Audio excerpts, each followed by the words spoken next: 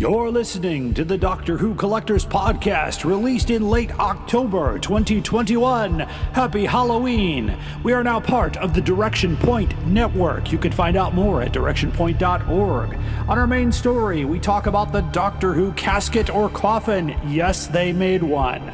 Along with the most outrageous offer and collection protection coming right up. And now, trick-or-treating at your door with a song. Here is Fraser Hines. They all say, who is Doctor Who? Where is he from? What does he do? They wonder who is Doctor Who?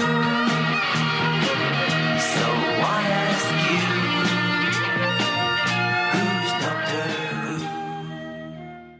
Welcome back to the Doctor Who Collectors Podcast, the podcast that explores the everlasting world of Doctor Who collecting, those who collect, issues surrounding Doctor Who collecting, and of course, all kinds of Doctor Who merchandise.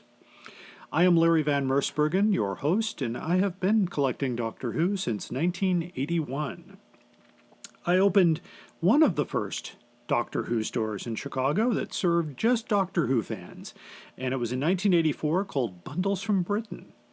And I was very proud to be a dealer at TARDIS 22 in November of 1985. One of my favorite stories from that time was John Pertwee, the third Doctor, came up to our table and just looked down and said, "Look at all this stuff." I'll never forget, of course, also being in the lobby, just looking out the front door. I was waiting for a friend, and a person walked up next to me, and when I turned, I realized it was Patrick Troughton. I said hello, we shook hands, had a brief conversation, and it was a moment I'll never forget. We are, of course, mentioned in a great book called Red, White, and Who, the story of Doctor Who in America. It is written by some wonderful friends of mine, and Bundles from Britain lives on page 384. You can find a convenient link to buy this book on the front page of our website at drwhocollectors.com.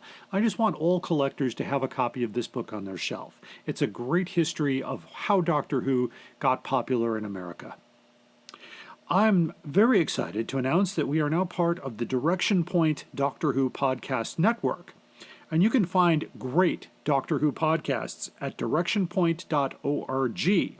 If you are a Doctor Who podcaster, join today and join the ranks of podcasts such as Time Streams, Police Box in a Junkyard, and the Doctor Who Target Book Club podcast. Speaking of links, two great resources for all collectors. Visit timelash.com and visit the TARDIS library so you can keep track of your books, your vinyl, your CDs, and other materials for free. Just sign up for a free account. Special thanks to Mr. Dan O'Malley, who runs this and keeps it a free site. If you're looking up an item or you're not sure what it is you have, then you need to go to Howe's Transcendental Toy Box at drwhotoybox.co.uk. David J. Howe, of course, is a good friend of mine and a great resource for Doctor Who collectors. You can also find copies of his print book, The Celestial Toy Box, but books rapidly become outdated as new items get added, so the website is your best place to go. Of course, if you're looking for great Doctor Who items at great prices, then you must go to drwhostore.com. Alien Entertainment is behind the website, and of course, if you're in Chicago, visit them in downtown Lombard. They have exactly what you need. You can also find some more great Doctor Who items at Forbidden Planet, which is one of our sponsors, and you can just go to our website at drwhocollectors.com, click on the merchandise link, and select from those wonderful selections from Forbidden Planet. You can also visit our eBay store very conveniently, where all proceeds benefit the podcast. Forbidden Planet charges you the same price. We get a slight commission off of that sale, which helps defray the costs of the podcast. In addition to all of our podcasts posted on our website, we also have one of the complete guides to Doctor Who classic hardcover books. We list a lot of reprints that some people don't even know about. And most recently, I saw a Facebook post in a group that took a screenshot of our hardcover book and actually amplified one of our citations about it being a very difficult book to find. So I was very pleased that it's becoming a useful tool, and we're hoping to turn it into a book at some point. I want to take a moment now to suggest that everyone get their COVID-19 vaccine, if you can, because you will need proof of that vaccine or a negative COVID test within 72 hours to attend Chicago TARDIS 2021, returning to an in-person convention this Thanksgiving weekend. Face coverings will be required at all convention areas as of this taping. And please help us to protect our aging Doctor Who actors, such as Colin Baker, the Sixth Doctor, Terry Malloy, who played Davros, and the Valeyard Michael Jaston, as well as our good friend Fraser Hines. Also attending at this moment will be Sylvie Briggs. She appeared in Spyfall. Lauren Cornelius, who is reprising the role of Dodo Chaplet that was played by the late Jackie Lane on Big Finish Productions. You'll also get to meet Jason Hay-Gallery, who is the CEO and executive producer of Big Finish, and by the way, the man who put the official kibosh on our effort to get new cassette editions done. You don't bug him about it. I think he's had enough. We also have Mickey Lewis, who is a Dalek operator and a unit soldier. Somebody I'm looking forward to meeting, Neve McIntosh, who played Madame Vastra of the Paternoster Gang. And by the way, Neve McIntosh's official Instagram started following us on Facebook, which was a big honor. In addition to that, we have Sadie Miller, the daughter of the late Elizabeth Sladen, who's also reprising the role of Sarah Jane Smith on Big Finish Productions. We have Colin Spall from Revelation of the Daleks, Rise of the Cybermen, and Age of Steel, and he's also been on many Big Finish titles as well. We also have Jimmy V, who's not a Doctor Who actor, but many science fiction movies. So not, for everybody. We've got a little bit of that for everyone. So join us there. Keep ChicagoTardis.com bookmarked and experience the best Doctor Who convention in the Midwest. I am very honored to be the official collecting expert for Chicago TARDIS. So stop by and see my presentation on Doctor Who collecting in person. I actually have giveaways this year, so we will do a small raffle at the end, and I have some nice things to give away. You can also, by the way, see my Doctor Who presentation on collecting from last year's virtual Chicago TARDIS. You can find that on the Chicago TARDIS YouTube and Facebook page streams, or on the Doctor Who Collectors Podcast YouTube playlist. With luck also, I will be offering a workshop on playing the classic Dennis Fisher game, War of the Daleks. I have 2 working games, and hopefully we can engage 8 players in a classic game of skill and luck, and it'll give a chance to somebody to play a game they might not be able to play.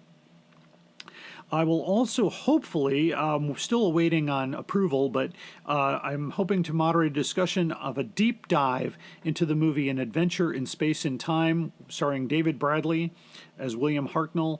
And of course, the convention is this Thanksgiving weekend at the Westin Hotel in Lombard, ChicagoTardis.com. Our theme song is Who's Doctor Who, composed by Barry Mason and Les Reed, performed by Fraser Hines. Now keep in mind, Mason and Reed also wrote the song It's Not Unusual for Tom Jones. And Fraser has also been quoted as saying it's the only flop they ever wrote. Fraser is also going to be at Chicago TARDIS, so that will be exciting. You can hear this podcast, of course, anywhere you get your podcasts, including now Stitcher Radio, Pandora, Amazon Music, and Podbean. And you can find this wherever great podcasts are found. We are a Direction Point Network podcast, directionpoint.org. After the break, we'll have our main story, collection protection, and the most outrageous offer. Stay tuned. Hello, fellow time travelers, and welcome to the Doctor Who Target Book Club podcast, the only podcast to discuss, in story order, all the Doctor Who novelizations. My name is Tony Whitt, And every 2 weeks or so, I'm joined by a 2 to 3 person discussion panel, including our so-called expert who's been a Who fan since 1979. That would be me. We also get the views of intermediate, casual, and novice fans who either have never seen the show or who have never read these books until these podcasts, including Dalton Hughes and Allison Fitz-Seyfried. You can find us on iTunes, Stitcher, Spotify, or wherever you find good podcasts, or even ones like ours. You are listening to the Doctor Who Collectors Podcast, a Direction Point podcast. Keep collecting. I would like to invite you to take a trip across all of time and space. Join us in the police box as we discuss the worlds of Doctor Who in a completely random order. We discuss it all. TV stories, audio adventures, novels, nonfiction books, and on and on.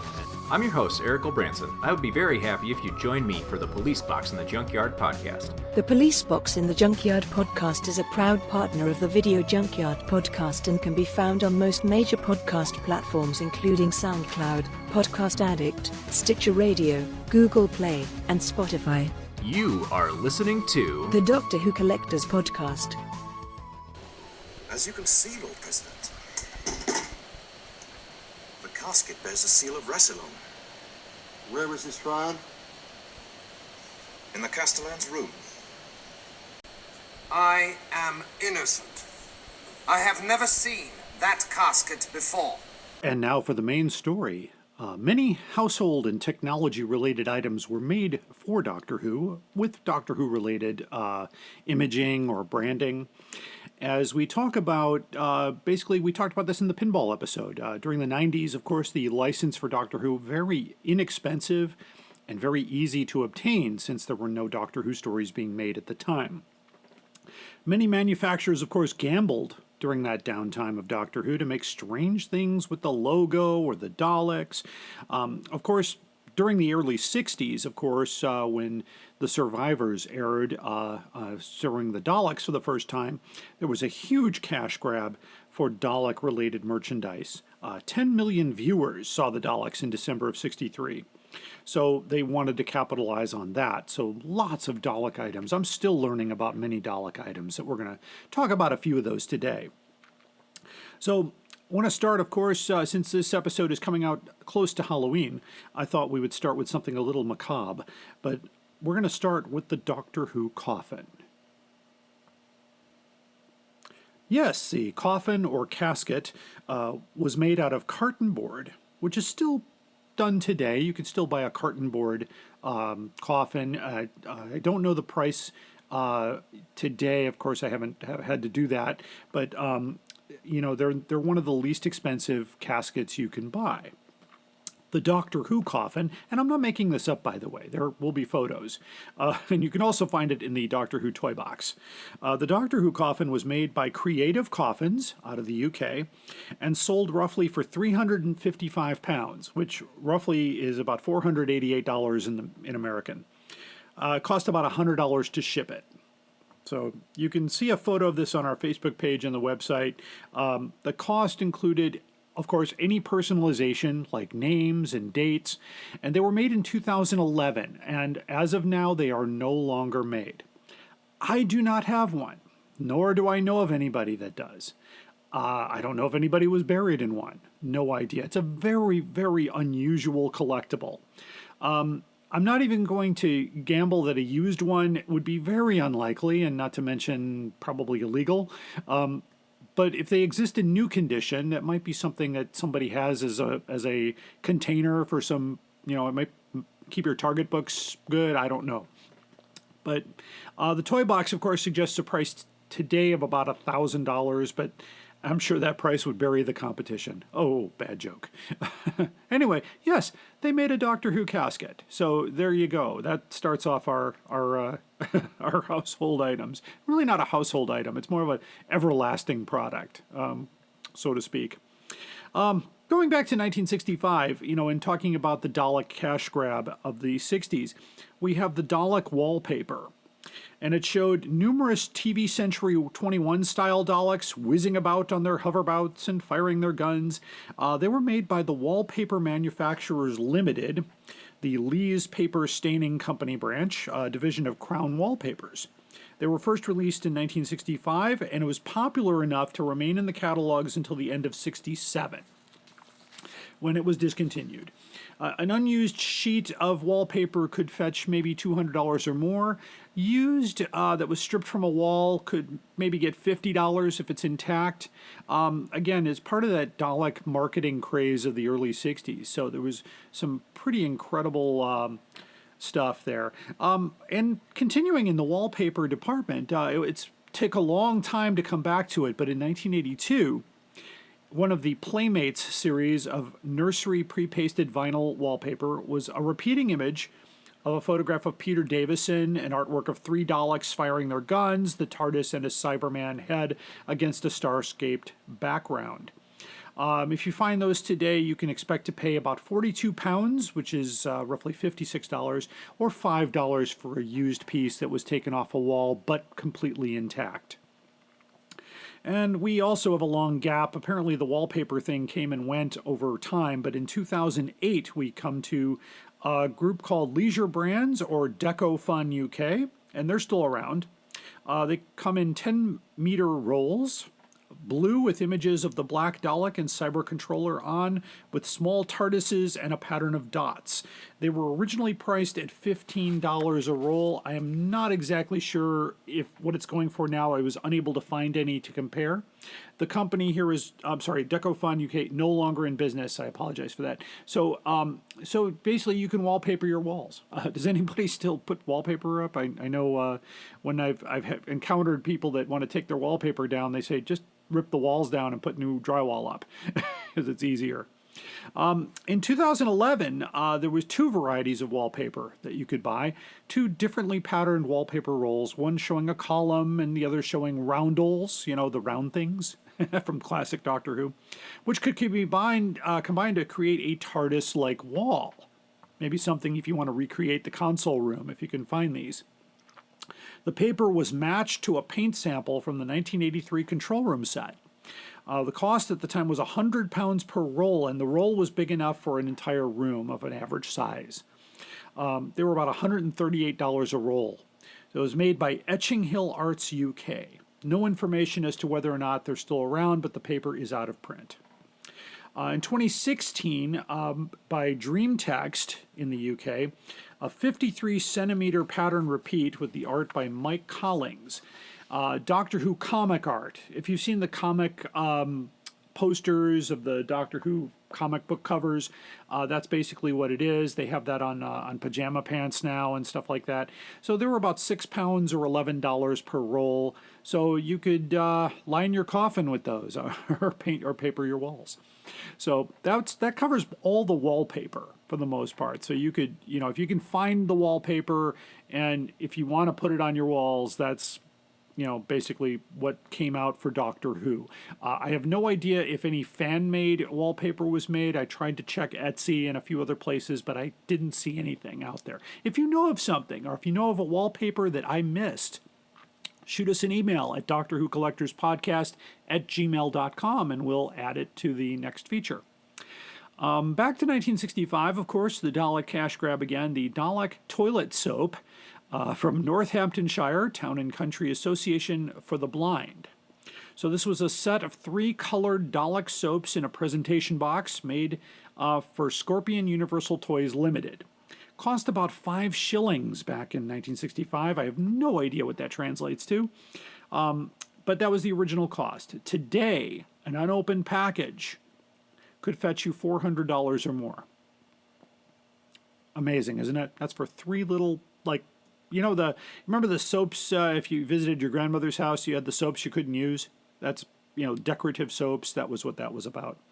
So there was no soap until 2010, it looks like. So that's a long time to wait for soap for Doctor Who.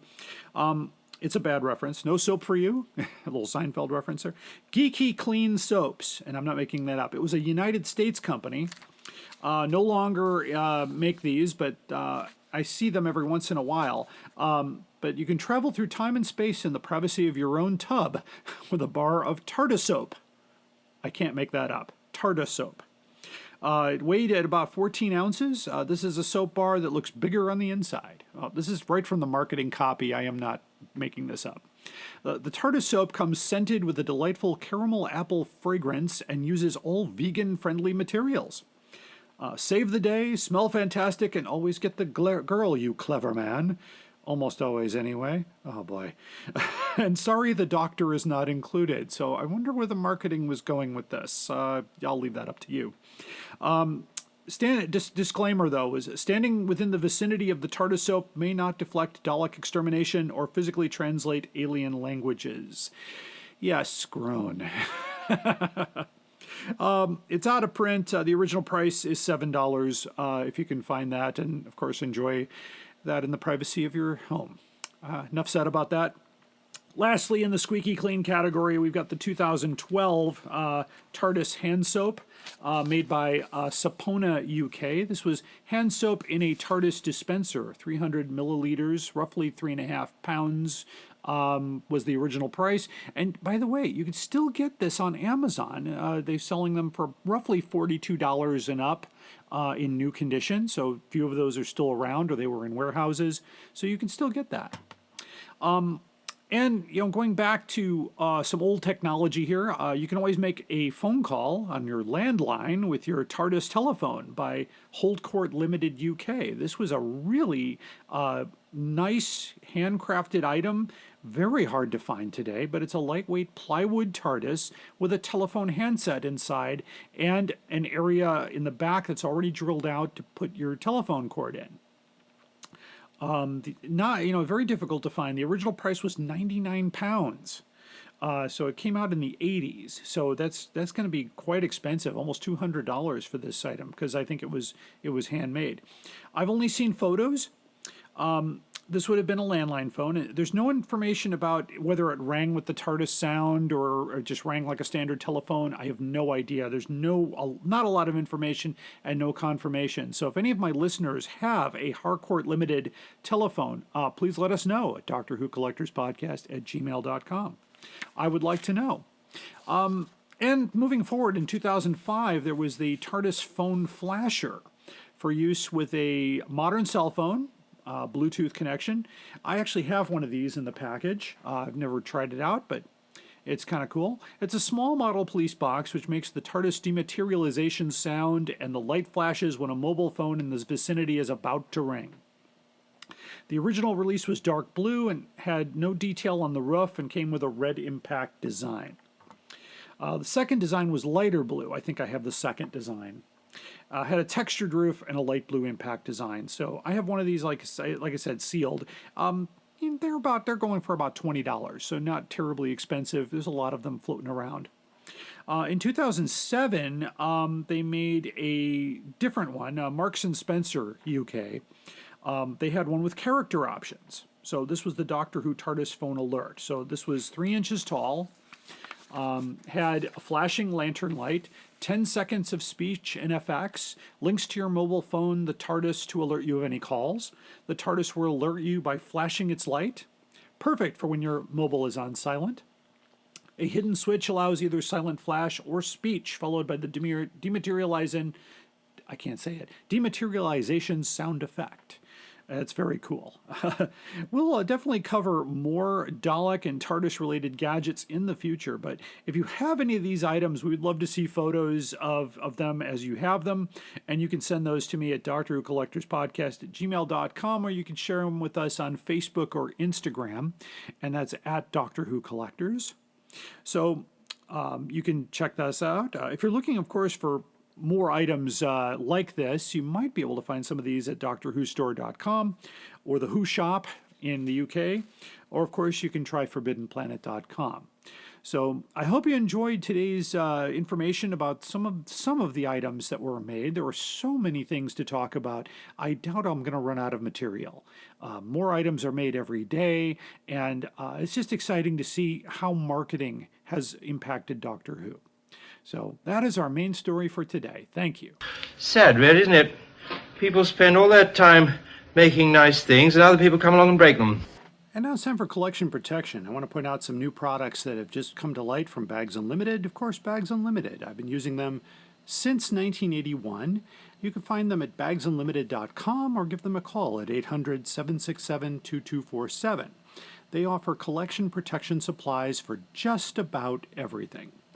And something I wanted to point out was we had a question regarding Radio Times.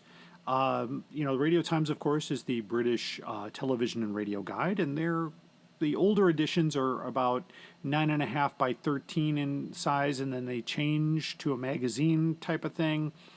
But the older ones, of course, a lot of people do collect those, even if they're not Doctor Who on the cover, because sometimes, they want to find, like a listing for, because sometimes they put little artwork by the, like there's a little Dalek next to the listing for Evil of the Daleks and stuff like that. It's kind of cool. But I want to point out there's a product you can use for indefinite storage. This product is actually approved by the Library of Congress, and it's called an archival newspaper kit. Says it's the ultimate acid-free protection for collectible newspapers, and they're available in 5 sizes. The smallest size will accommodate the Radio Times. I still would recommend putting the Radio Times into a acid-free bag to protect it, but here's some additional options here. The kit includes 4mm polyester mylar sleeves, conservation guide, super acid-free backings, and the black alpha cell conservation grade storage box. The materials used in these sleeves, backings, and storage boxes are the only materials approved by the Library of Congress. And care of paper products. So all the kits are sold separately. Each kit holds 8 to 12 newspapers in sleeves and backings depending on the height of the box. So you can keep several of these in one box.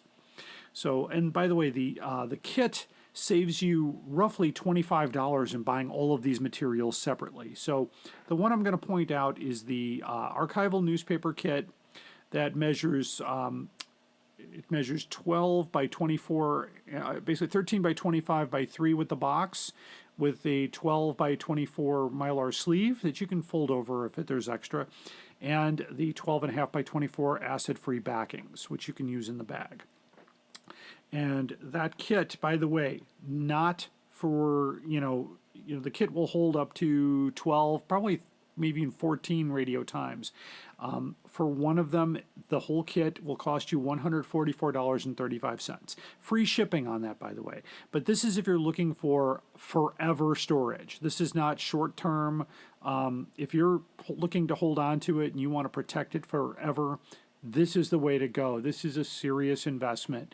If you care about what you're preserving, you have to pay almost equally to protect it, and that's important. Protection from the elements, from mold, from moisture, the things that really attack.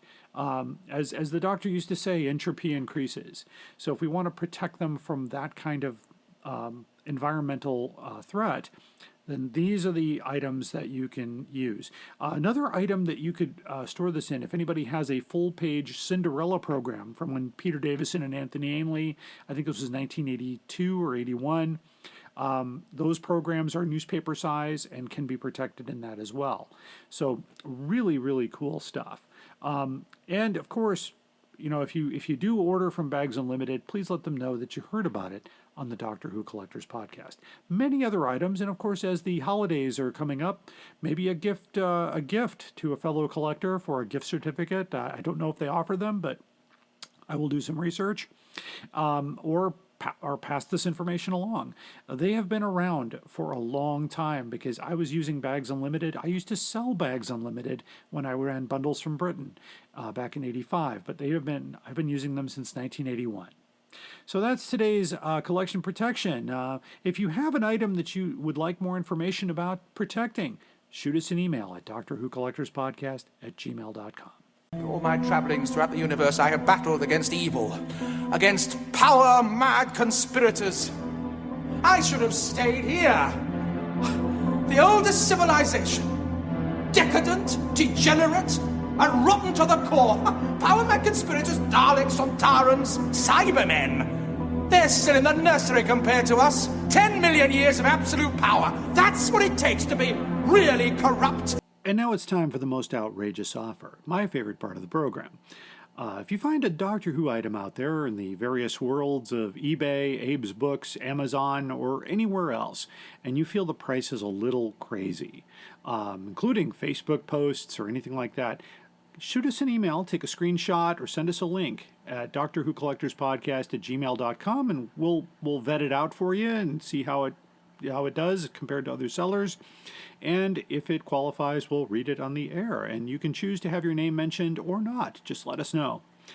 Today, we have an item here. It's a book from 2010, published by BBC Books, and it's from a seller in England called Big Bang Books out of Durham, United Kingdom.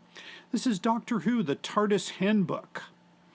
And not a very rare book, actually. It's I don't like to use the word rare, but it's not rare at all. It's a very, very common book.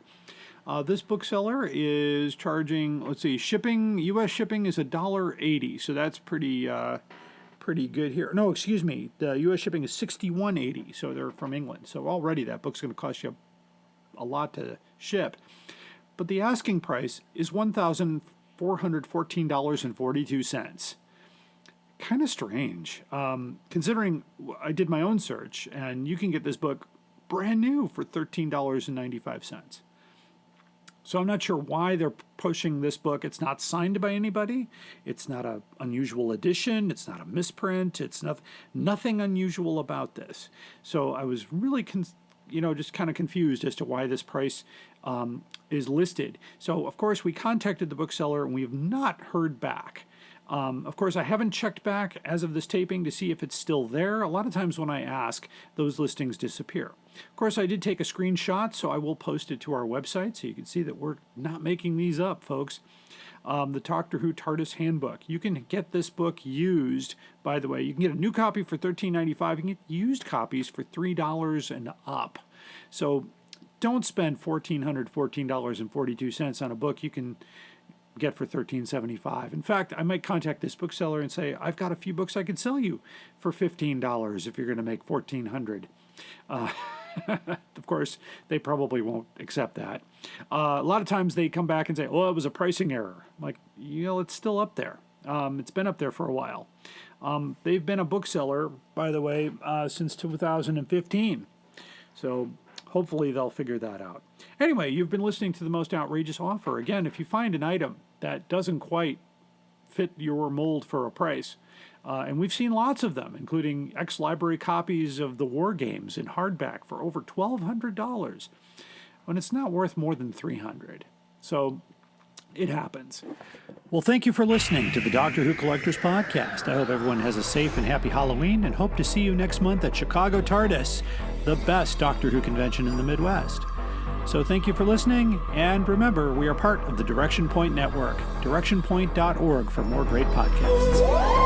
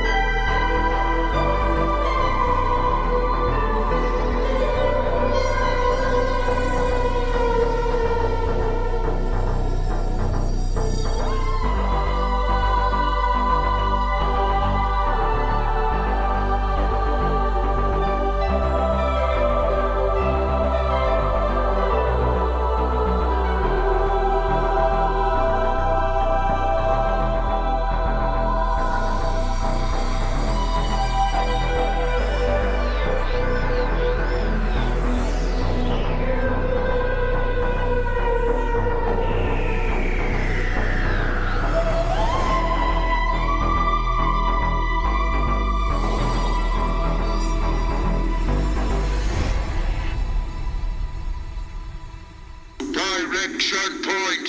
Direction Point! A Doctor Who Podcast Network.